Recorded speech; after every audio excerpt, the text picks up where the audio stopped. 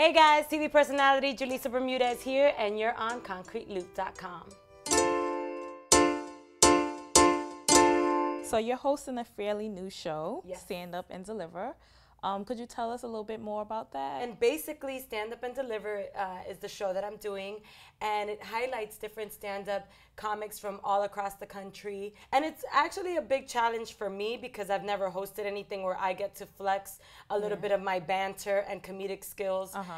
So while I'm interviewing the comedians, they holds no bar and let it rip, and I have to kind of go with the flow. It reminds me of growing up with three older brothers, basically. So yeah, I was gonna ask about that because you went from 106 and Park, which is more based on music, and now this is comedies. How is that? Is that nerve-wracking? Absolutely, it's nerve-wracking because they'll throw anything at you. You know, comedians, they're really quick, fly by the seat of their pants, and they're quick, and you have to be able to keep up with them. So you're also hosting events here and there for Steve Madden, the shoe line. I've actually been working with him now. It's been over 4 years, and for me, it's been great because a lot of the times when you don't get to see me on TV, you'll get to see me in your local mall with such a multi-billion-dollar brand attached to my name. And for him to even have, you know, a brown face, a Spanish girl at that, attached as brand ambassador for a multi-billion-dollar company is really something that makes me proud. And these are actually Steve Madden, Keisha Cole. We did peep those when you did come in. Yeah, these are Keisha Cole for Steve Madden. So she's a good brand ambassador. She's wearing the brand. For sure. We just did a huge event at the grand opening of DSW Harlem and had an amazing turnout. But then it also takes me to different places in this country that I necessarily wouldn't go to on my own time. You know, in the middle of the country in Idaho or, you know, Wyoming or any of these places. You know, a lot of places that I just would never think of going to. And it just keeps me out there, and obviously my social media popping, and you know, I work. As far as reality show, is it fair to say that you're done with that altogether? Well, we were on hold forever for Empire Girls Season 2, and shout out to all my Empire Girls out there.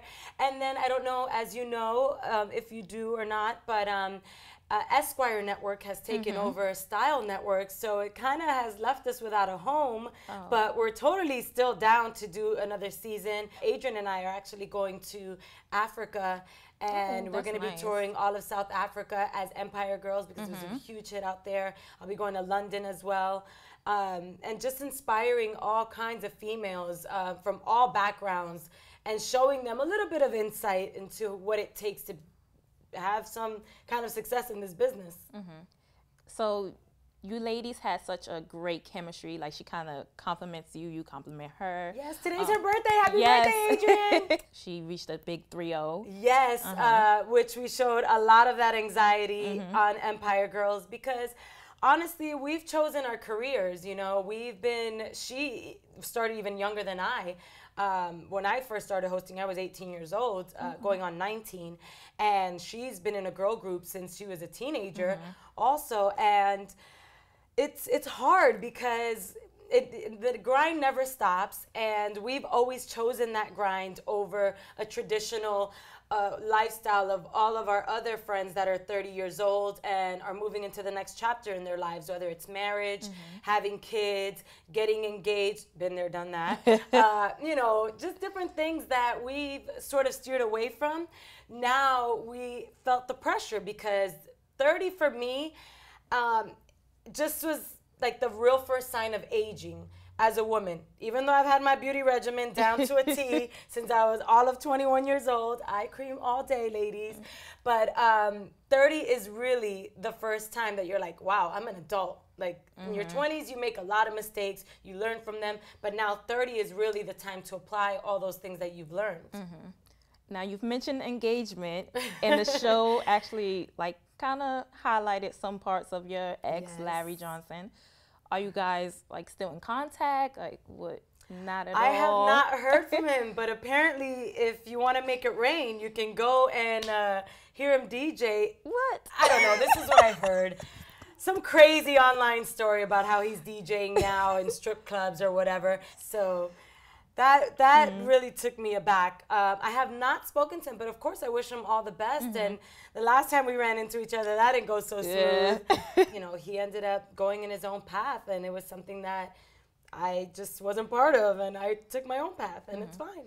Now, a lot of girls, they get engaged and they break up, they go their separate ways, and they're like, I hate this, I hate love. You're not one of those girls, are you? Well, I've been single for a while now, for like a good 2 years, and I've just been dating and just trying out new things, new people, you know, new races, and found an affinity for Channing Tatum along the way. And it's crazy. Just honestly living life and being open-minded and thinking back like, wow, at the time I really did think that I wanted to settle down. And now that I realize it, I didn't, because there's so many more things that I wanted to accomplish. And I don't know if being barefoot and pregnant in Kansas City was the thing for me. Now, as far as your family, what kind of role do they play in your life? As do they have any effect on your career, like the success that you've had so far? Oh, for sure. But my family, they thought I made it when I was on Telemundo. Are you kidding me? I'm a Spanish girl. Like, they were like, oh my God, my baby made it. She's on Telemundo. And my mom, by the way, lives vicariously through me, because she always wanted to be in the business. And my grandmother never let her have that opportunity, because back then there was just such a jaded attitude and a facade of just drugs and money and, you know, wild nights and all those things. So my grandmother really kept my mom sheltered, but my mom never did that to me. She just always let me go ahead and take my own path, and was encouraging. Definitely not a stage mom by any means, because she doesn't even know what an audition is, which was really interesting for her to be on Empire Girls, because they really got a chance to see firsthand what it takes. And I've always said that I've gotten my work ethic from my father and my mom too, who was a teacher for kids with disabilities. And my dad, a New York City cab driver, you know, hardworking guy. So it really taught me a lot, and the hustle that you have to have. And then my brothers, it's crazy, because I was never too cool to hang out with them, and now they're the ones calling me to get into parties.